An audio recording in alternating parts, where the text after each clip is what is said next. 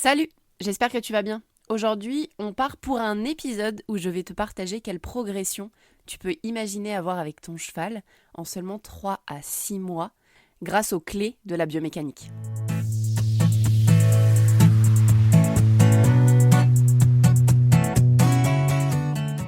Salut, bienvenue dans À Cheval, le podcast de l'équitation collaborative. Je suis Morgane, je suis coach en équitation et j'accompagne mes élèves, peu importe leur discipline ou leur niveau équestre, vers plus de collaboration dans leurs échanges avec leur cheval. Si tu es cavalière et que tu es à la recherche de connaissances, de tips, de réflexions ou d'exos pour que ton équitation devienne plus collaborative, alors tu es au bon endroit. Dans ce podcast, je te partage seule ou avec mes invités tout pour t'inspirer et que tu puisses développer l'équitation dont tu rêves avec ton cheval. T'es prête ? Allez hop, à cheval ! Allez, on est parti pour l'épisode du jour. Je suis hyper contente de l'enregistrer et il va permettre de répondre à une question qu'on me pose souvent. Quand les gens rentrent dans Feel and Fit. C'est Morgane, à partir de combien de temps je peux imaginer voir des changements sur mon cheval ? La biomécanique, ça amène vraiment ce truc physique, avec cette projection de changement physique chez les chevaux. Et très souvent, on se dit, ok, super, moi mon cheval, par exemple, il est dissymétrique. Et ben, à partir de quand je peux imaginer voir une progression de ce point de vue-là sur son corps ? À partir de quand le travail que je vais faire avec mon cheval va avoir un impact tel que son corps et sa musculature va changer ? Alors évidemment, la réponse à cette question, c'est ça dépend. Maintenant, dans cet épisode de podcast, j'ai envie de vous parler de changements, de différents types de changements, puisque en vrai, là, je vous parle de changements physiques d'un point de vue musculaire sur un cheval. Mais quels changements mes élèves ont vécu en 3 à 6 mois dans le programme Feel and Fit ? De quel ordre sont ces changements, physiques ou autres ? Petit teasing, je vais parler aussi d'autres types de changements. Et qu'est-ce qu'on peut imaginer voir sur nos chevaux en 3 à 6 mois, en moyenne ? Sachant que, évidemment, tout ça, c'est, j'ai envie de dire, individualisable. Je ne sais pas si c'est très français comme mot. Mais l'idée, c'est d'individualiser ça et de se dire qu'évidemment, la vitesse de changement chez les chevaux dépend du cheval, de son environnement, du travail que vous faites avec, de son niveau de décontraction. Je le place ici parce que vraiment, c'est un des points majeurs. Et plus ça va, et plus c'est un de mes chevaux de bataille que cette décontraction, puisque cette décontraction, c'est quand même la base d'un travail efficace. Donc, quel type de changement on peut imaginer avoir sur un cheval entre 3 et 6 mois ? C'est le thème de cet épisode de podcast. Et je vais, pour ça, m'appuyer sur des exemples vécus avec mes élèves de Feel and Fit depuis sa création. Donc, j'en ai relevé quelques-uns qui me semblent intéressants de partager ici. Donc, déjà, il y a un truc hyper intéressant et qui est presque attendu, j'ai envie de dire, c'est les changements physiques. Les changements physiques d'un point de vue posturaux. On a des chevaux qui évoluent, souvent, c'est assez ouf d'ailleurs, la vitesse à laquelle ça évolue, on s'y attend pas tant. Mais là, par exemple, je vous ai pris l'exemple de 2 chevaux qui ont évolué dans leur posture, donc dans la manière dont ils se tiennent, et de manière significative, l'un en 3 mois, l'autre en un peu plus de 6 mois, mais ces changements posturaux, ils sont vraiment flagrants. J'avais envie de vous parler d'abord du cheval de Chloé, le cheval de Chloé qui est en ce moment dans le programme Feel and Fit, et qui a vu son cheval, pourtant un cheval avec des conflits de processus épineux diagnostiqués depuis très longtemps, et pour autant, elle a vu en 3 mois son dos remonter. Donc dans les moments où il est au repos, on a une vraie différence avec ce dos-là, avec un cheval qui devient autoporteur, qui porte de mieux en mieux sa cage thoracique, et donc avec un dos qui est de moins en moins encellé, on va dire on va donner ce terme-là. D'ailleurs, c'est un cheval qui est relativement encellé de base. Mais on a toute une sangle thoracique qui, visuellement, avec un cheval au repos, ce qui est quand même assez ouf, marque la différence. On a ce dos qui remonte, on a ses pectoraux qui viennent faire leur job. Et ça, on voit des différences en seulement 3 mois. Ça, c'est assez ouf. Et c'est un des changements que vous pouvez imaginer voir sur votre cheval. Alors, encore une fois, on individualise, ça dépend. Il y a des chevaux pour lesquels ça peut être un peu moins long, un peu plus long. Mais là, c'est un exemple qui me semblait intéressant de vous partager. Et le deuxième cheval qui m'est venu quand j'ai voulu vous parler de différence de posture, c'est le cheval de Gaël. Gaël qui, en plus, a tendance à travailler son cheval sur des séances très courtes. Quand je dis des séances très courtes, c'est des séances de 10 minutes à un quart d'heure. Et en plus, comme elle n'a pas de structure, elle fait des séances très courtes et avec très peu de mouvement, donc très peu d'allure en vrai. Donc on est sur des séances de pas principalement et de travail postural pur, ça c'est un des trucs que j'aime le plus en ce moment. C'est tout ce qui est exercice de proprioception, tout ce qui est report de poids, etc. Elle le fait avec finesse pendant 10 à 15 minutes plusieurs fois par semaine. Et pour le coup, c'est son ostéopathe qui lui a rapporté, et c'est là où c'est hyper marrant, c'est que son ostéopathe n'étant au courant de rien du tout du travail qu'elle fait, elle est passée une première fois en début de suivi et une deuxième fois après 6 mois, et elle lui a dit « Oh là là, mais qu'est-ce que t'as fait ? Ton cheval a complètement changé dans sa posture, il est beaucoup plus mobile, il se sent beaucoup mieux dans son corps. » Et sa posture s'améliore grandement. Donc ça, c'est hyper intéressant parce qu'en 6 mois, et c'est là où c'était important pour moi de vous parler de cet exemple-là, parce que souvent, on se dit que si on veut que notre cheval change quelque chose, il va falloir qu'on change de manière drastique les choses qu'on fait, ou alors qu'on se mette à faire des choses qu'on n'est pas prêt à faire. Enfin bref, on imagine que ça va être un chantier hyper compliqué, alors qu'en vrai, en 10 minutes par jour, où je crois que Gaëlle, elle faisait 10 minutes 5 fois par semaine, on peut avoir des vraies améliorations et des vraies progressions des chevaux dans leur posture. Donc quand ils améliorent leur posture, ça veut dire qu'ils améliorent la manière dont ils se tiennent. Donc en vrai, ça a un impact sur tout leur système musculaire notamment. Et là, ces deux chevaux-là, le cheval de Chloé et le cheval de Gaël, c'est des chevaux qui en plus sont pas, c'est pas des 4 ans, parce que parfois on s'imagine ça aussi. On se dit oui, mais moi mon cheval, c'est un cheval d'âge et donc forcément ça va bouger moins vite. Oui, peut-être. En attendant, là, en 3 mois, le cheval de Chloé, il a 15 ans et donc il a des conflits de processus épineux depuis très longtemps et il a 15 ans. Et malgré ça, on voit des changements apparaître dans sa posture en 3 mois. C'est ça que je trouve génial.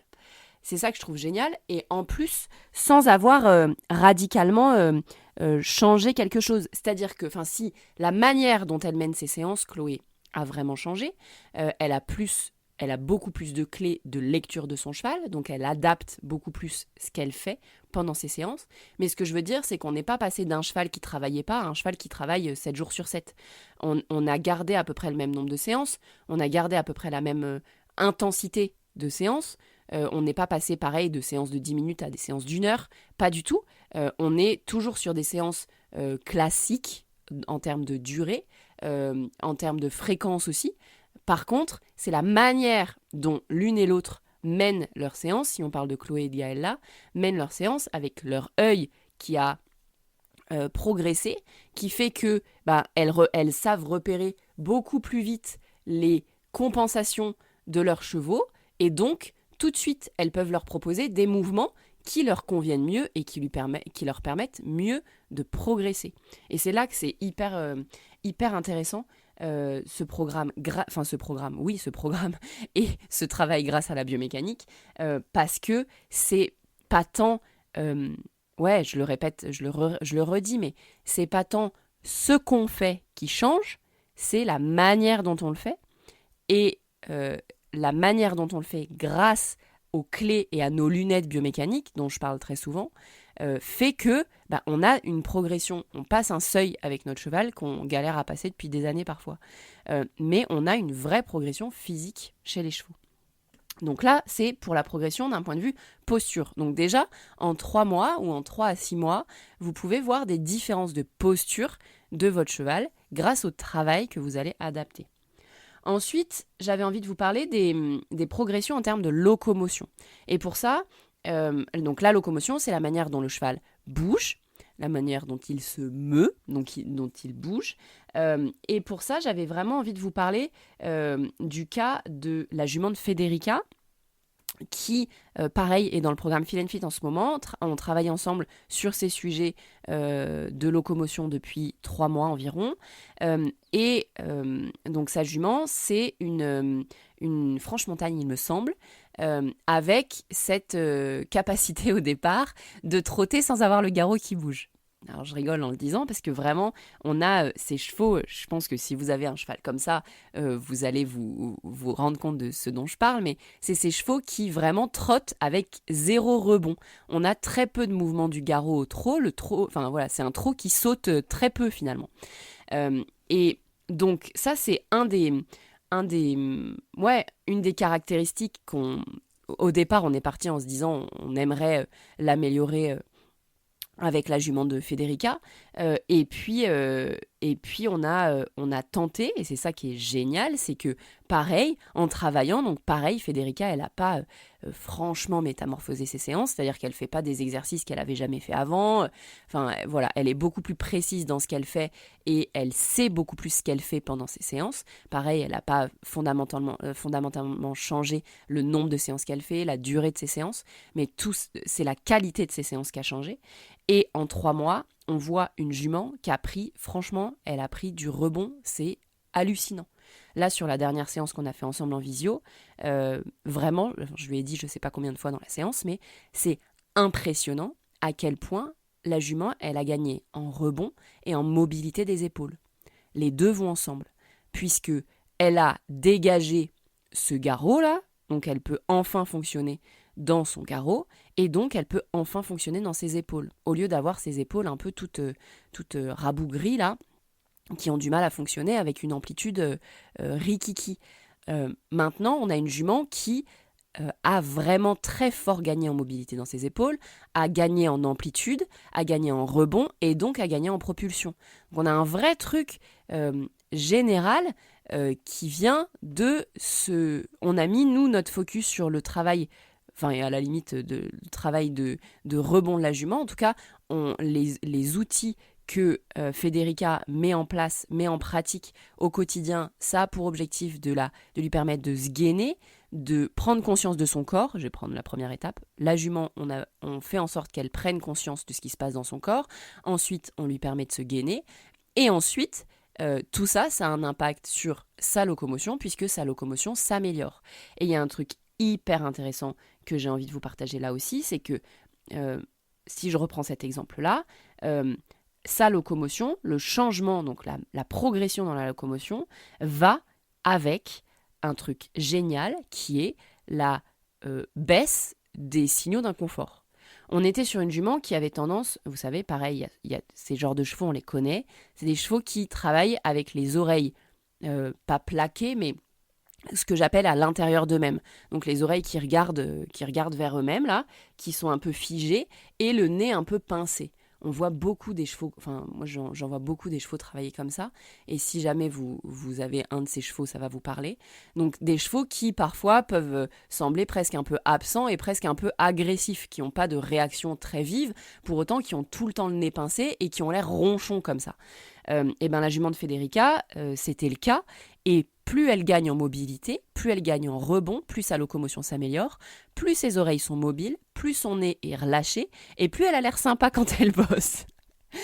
Donc, je rigole en disant ça, mais en vrai, il y a un vrai truc de plaisir pour moi chez les chevaux, je me sens mieux dans mon corps, donc c'est plus facile pour moi de bosser, donc j'ai un faciès qui est aussi beaucoup plus ouvert, je suis beaucoup plus présent, je suis beaucoup plus là et beaucoup plus coopératif dans ma séance. Donc il y a un vrai impact, et c'est le point que j'avais envie d'aborder ensuite. Donc on a parlé des changements sur la posture, des changements sur la locomotion, et là j'ai envie de vous parler des signaux du cheval, parce que évidemment qu'avec un cheval qui se sent mieux dans son corps, on a aussi un cheval qui est plus... qui se sent mieux en général, donc qui est plus sympa, qui montre moins de signaux d'inconfort, qui est plus coopératif dans ses séances, etc., etc. Donc ces signaux d'inconfort qui baissent, je vais aussi vous parler d'un autre cheval qui est passé par Feel and Fit, le cheval de Camille, qui pour le coup lui est un cheval de compétition en complet, amateur, avec un cheval qui fait des séances vraiment physiques avec ce vrai objectif d'aller performer en concours. Et ce qui est hyper intéressant, c'est que Camille, au bout de, il me semble, 6 mois de travail, je pense que c'était à la fin de la phase de travail des 6 mois, je lui ai demandé ce qui avait majoritairement changé pour son cheval sur les 6 derniers mois. Et le premier truc qu'elle m'a dit, c'est: je pense que ces signaux d'inconfort ont été divisés par 2 par rapport à ce que je le connaissais il y a 6 mois. Donc ça veut dire que à même niveau de performance, avec un cheval qui d'ailleurs progresse encore plus, euh, en vrai, avec un cheval qui a progressé d'un point de vue physique, aussi dans la fluidité de ses mouvements, euh, on a un cheval qui montre 50% de signaux d'inconfort en moins. Donc on a un cheval qui, en vrai, est beaucoup plus prêt à vivre les séances qu'on lui demande de vivre. Avec cet objectif de performance, qui est un vrai sujet pour les personnes qui font de la compétition, hein, puisque nos chevaux sont des athlètes. Si on veut aller en concours, et d'autant plus en complet amateur, franchement, on ne peut pas se permettre on a besoin d'un cheval qui bosse son physique à la maison, puisqu'on ne va pas envoyer un cheval sur le cross qui n'est pas prêt physiquement. Donc, qui veut dire bosser son physique, veut dire progresser, veut dire sortir de sa zone de confort, et donc veut dire aller faire des séances où on va, j'ai envie de dire tous les jours un peu plus loin, peut-être pas tous les jours un peu plus loin, mais en tout cas, on va aller chercher un peu son cheval dans ses retranchements pour qu'il progresse physiquement, pour qu'il soit prêt à encaisser les jours de cross notamment. Je pense au cross, mais c'est pareil sur d'autres disciplines. Mais le cross, pour moi, c'est celui qu'on se représente le mieux, en vrai. C'est un effort qui est hyper intense. Et on a besoin que nos chevaux, du coup, ils bossent à la maison aussi de manière intense pour être prêts à gérer cet effort-là. Donc, on ne peut pas se permettre de faire 100% de séances avec un cheval qui est toujours très bien, puisque s'il est toujours très bien, si on va jamais en dehors de sa zone de confort, il progresse pas. Donc il y a un vrai sujet. Pour autant, si on sort trop fort de sa zone de confort, on le dégoûte. Et potentiellement, on l'abîme physiquement en plus. Donc là, c'est là que c'est hyper intéressant. Le retour de Camille, c'est que elle a au moins le même niveau de performance, c'est-à-dire qu'en concours, elle est toujours sur les mêmes épreuves. Elle a d'ailleurs des meilleures notes sur le dressage depuis qu'on a travaillé ensemble. Donc, elle a des notes, en vrai, des performances qui s'améliorent, on peut le dire comme ça, des performances qui s'améliorent avec un cheval qui montre moins de signaux d'inconfort. Tout ça parce que elle a repéré ses fonctionnements, parce que elle a compris comment ce cheval spécifiquement fonctionnait, parce que elle est capable d'adapter ses exercices quand c'est trop dur pour lui. Elle les adapte pour pouvoir permettre la progression, mais de manière plus facile, sans aller dans la confrontation. Et ça, c'est hyper intéressant.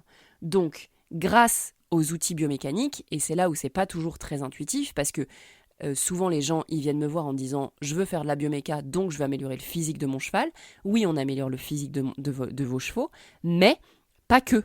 On a aussi, grâce à ces outils biomécaniques, des chevaux qui en réalité vivent mieux leurs séances, que ce soit sur des petits niveaux techniques de séance ou des gros niveaux techniques de séance. On a notre capacité à s'adapter s'améliore, on leur propose des séances qui leur vont mieux, et donc les chevaux vont mieux, sont plus coopératifs, montrent moins de signaux d'inconfort, et on a une amélioration générale. En plus du physique, on a une amélioration de notre relation avec notre cheval et de la relation de notre cheval avec le travail. C'est ça que je trouve hyper intéressant, et c'est ça qui me passionne moi aussi dans la manière dont je mène aujourd'hui avec l'équitation collaborative, et cet aspect un peu global de l'équitation où on bosse avec la biomécanique mais aussi avec les émotions du cavalier et du cheval, et avec la relation entre les deux, la communication. On arrive vraiment à avoir un cheval qui semble trouver un intérêt dans le travail. Et vraiment, je trouve que c'est ça, pour moi en tout cas, le plus beau des cadeaux, je crois, de ces outils-là, c'est d'avoir un cheval qui donne l'impression d'avoir envie de bosser. Et ça, voilà. Bref, donc ça, c'est vraiment un truc que je vis avec la grande majorité de mes élèves et auquel peut vous amener le programme Feel and Fit. Et c'est ça, à ce point-là, enfin, c'est pour ça que ce programme, il me passionne autant. Dernier, donc je vous ai parlé de type de progression chez les chevaux, on a parlé de la posture, de la locomotion, des signaux du cheval. Aujourd'hui, j'ai envie de vous parler aussi de l'état général. Donc, je vous parlais de ce truc de l'équitation collaborative qui prend le cheval un peu à 360 degrés, le cheval et le cavalier en vrai, on va pas se mentir, puisque le cavalier a un impact fort là-dedans. Mais j'avais envie de reprendre l'exemple de Reina. Reina, c'est la jument dont on a parlé dans l'épisode 169 de ce même podcast. Vous pourrez retrouver d'ailleurs dans la légende de cet épisode 169 le avant-après en photo que vous retrouvez sur Insta. Enfin, le lien pour l'avant-après en photo sur Insta. Et ce cas-là de Reina, il est tellement dingue parce que on part d'une jument qui a 19 ans, donc qui est plutôt âgée, qui est handicapée de naissance, donc a des problèmes locomoteurs de naissance, et pour autant qui a une progression mais fulgurante en 1 mois et demi. Et cette progression, elle a continué, mais le premier mois et demi quand on a commencé à bosser ensemble avec Cyriane, qui travaillait la jument, il a été incroyable de transformation et notamment de transformation physique. Et le truc le plus fou, c'est que vraiment, souvent quand on a une transformation physique à ce point-là significative, c'est qu'on a une approche vraiment globale du cheval. C'est qu'en même temps d'avoir changé son travail, on a changé sa nutrition, on a fait passer un ostéo, on a fait passer un masseur, bref, on a pris le cheval dans son ensemble. Là, Reina, ce qui est assez dingue, c'est que la nutrition est restée la même. On est sur un cheval dont on respecte les besoins fondamentaux, évidemment. Ça, c'est un point absolument indispensable. Mais au départ, au moment de ce travail, dans ces 1 mois et demi de travail, il n'y a rien d'autre que le travail qui a radicalement changé. Et pour autant, si vous regardez les photos avant-après, elles sont dingue de transformation. L'état général de la jument s'est amélioré. Et ça, c'est hyper intéressant. Et donc, quand je vous parle de l'état général, c'est vraiment presque, on dirait que la jument, elle est un peu maigre, avec un peu des tensions partout sur sa première photo. Sur la deuxième photo, 1 mois et demi après, elle a pris de l'état. Donc, on dirait vraiment que, comme si on lui avait donné plus à manger ou changé sa nutrition ou je ne sais quoi. Ça n'a pas été le cas. Et c'est ça que je trouve génial, c'est que parfois, le travail a un impact, enfin, très souvent d'ailleurs, le travail a un impact sur l'état général du cheval. Et du coup, au-delà de ça, on en parle dans l'épisode de podcast et je vous invite à l'écouter, c'est le 169 après cet épisode-là. Les filles, donc c'est un épisode qu'on a partagé avec Cyriane qui travaille la jument et Léa qui est la propriétaire de la jument et qui gère la jument au quotidien en troupeau. Et les transformations chez Reina, elles sont autant d'un point de vue physique que d'un point de vue comportemental et social, presque j'ai envie de dire, puisque les filles ont remarqué que sa présence, donc son état de présence de la jument a changé, elle est beaucoup plus présente, beaucoup plus coopérative, on en revient à ça, je vous l'ai dit sur d'autres chevaux sur cet épisode de podcast, mais c'est le cas aussi pour elle, elle est beaucoup plus présente, beaucoup plus active. Dernièrement, Cyriane me disait que c'est génial, je ne sais plus si elle le dit dans l'épisode de podcast ou si elle m'a fait un vocal pour me le dire, mais la jument l'emmène à la porte de la carrière, c'est quand même un truc de ouf. Et en plus, dans le troupeau, elle semble, elle qui était plutôt une jument effacée, elle semble prendre plus sa place dans le troupeau, qui est un grand troupeau, puisque c'est un troupeau d'une 30aine de chevaux qui vit en semi-liberté chez Léa. Donc, elle prend plus sa place, elle est beaucoup plus présente, beaucoup plus affirmée. Et ça, c'est encore un cadeau de ce travail qui est pris à 360 degrés, mais lié aux outils biomécaniques, qui partent des outils biomécaniques. C'est que on a oui, des changements sur le physique. Oui, on peut dire t'as du mal à faire une épaule en dedans, je vais t'aider à faire une épaule en dedans mieux, plus fluide, qui gagne des points sur le dressage, etc. bien sûr. Mais au-delà de tout ça, ce qui est génial avec ces outils-là, c'est que ça permet vraiment de changer le quotidien de nos chevaux, la vie de nos chevaux en général. Donc voilà un peu pour ceux qui se poseraient la question de en combien de temps on voit les changements et quel type de changement on peut voir chez les chevaux quand on se met à bosser avec la biomécanique, mais pas que, c'est aussi hyper important de prendre. Enfin moi c'est pour ça que je bosse aussi avec les émotions parce que ça permet d'aller encore plus vite, encore plus loin, et la communication avec le cheval puisque on ne peut pas améliorer tout ça si le cheval il comprend pas ce qu'on lui veut. Donc avec cet aspect, j'ai envie de dire, global, à 360 de l'équitation, biomécanique, émotion, relation, clairement, on a des chevaux qui se métamorphosent et en assez peu de temps finalement, puisque 3 à 6 mois, franchement, c'est très court comme laps de temps. Si on a des changements visibles sur la posture des chevaux en 3 mois, ça veut dire qu'on a des premiers changements au bout de quelques semaines. Si on est à l'affût de cette progression, on voit au bout de quelques semaines des premières choses qui se dessinent, soit dans le comportement, soit dans la manière dont le cheval bouge, soit dans vraiment son anatomie, ses muscles, son système musculaire. Donc ça peut aller très vite et les changements peuvent être assez radicaux. Mais encore une fois, je le place ici, c'est hyper important de comprendre que ces changements, ils sont certes radicaux, très souvent, mais ils sont aussi individuels. Et que c'est important de comprendre que 2 chevaux menés de la même manière ne vont pas avoir les mêmes résultats dans le même temps, puisque pour vivre tout ça, c'est aussi très important de suivre le rythme du cheval et le rythme du cavalier. Donc, tout ça, c'est un travail à 360 que moi, j'adore faire dans le programme Feel & Fit, notamment avec les personnes que j'accompagne, et qui change radicalement des vies, en vrai. C'est ça qui est assez ouf. Et c'est ça que j'avais vraiment envie de vous partager dans cet épisode de podcast. Voilà, je vais m'arrêter ici avec ces exemples. Je vais remercier, elles vont découvrir que je parle d'elles, mais je vais remercier Gaëlle, Chloé, Federica, Camille, Cyriane et Léa dont j'ai parlé dans cet épisode de podcast.